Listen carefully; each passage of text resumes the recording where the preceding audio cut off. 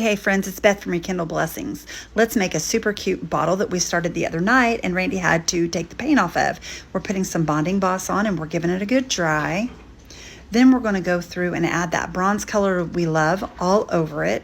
Last time I used black, so I thought I'd try the bronze this time and see how it turned out. Okay, we got that good and dry. Then we're going to add, I went after my white, you guys. I already added the crackle to it and dried it.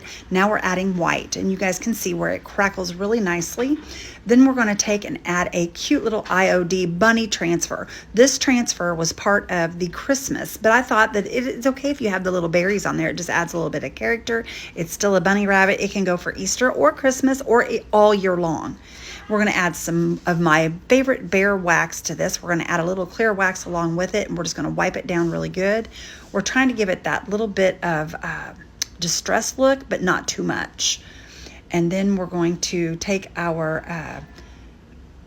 I'm wiping a little bit more of the wax off, you guys. I felt like I had way too much on there. But with this topper, we're going to paint the topper with the bronze color as well. And then we're going to go in and we'll add some Rub 'n Buff and some black Rub 'n Buff along with the antique gold Rub 'n Buff. Let's get that put on there first and we'll do the Rub 'n Buff.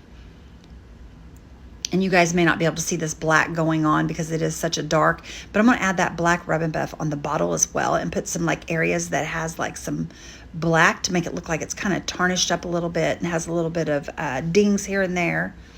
That's how I want this bottle to look. Then we are going to, I had to re-glue because the glue just was not where I wanted it to be. So I re-glued. Now we're adding all the Rub 'n Buffs. We're going to take and we're going to add some bling wrap around this. It's got pearls and the clear rhinestones. Super pretty. We're going to add this all the way around the outside trim underneath on the bottom of the bottle.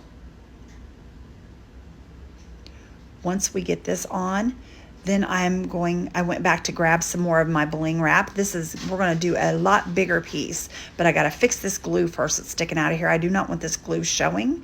So I'm just going to heat it up a little bit and we're going to pull some of it off. Then we're going to add the bling wrap around the bottle topper. And this is just going to make this look so perfect. It's just going to add the perfect touch to go along with the bottom. And a lot of people think that distressed and bling cannot go together, but you guys, I'm telling you, they can. This looks so precious. I'm going to add some pearls.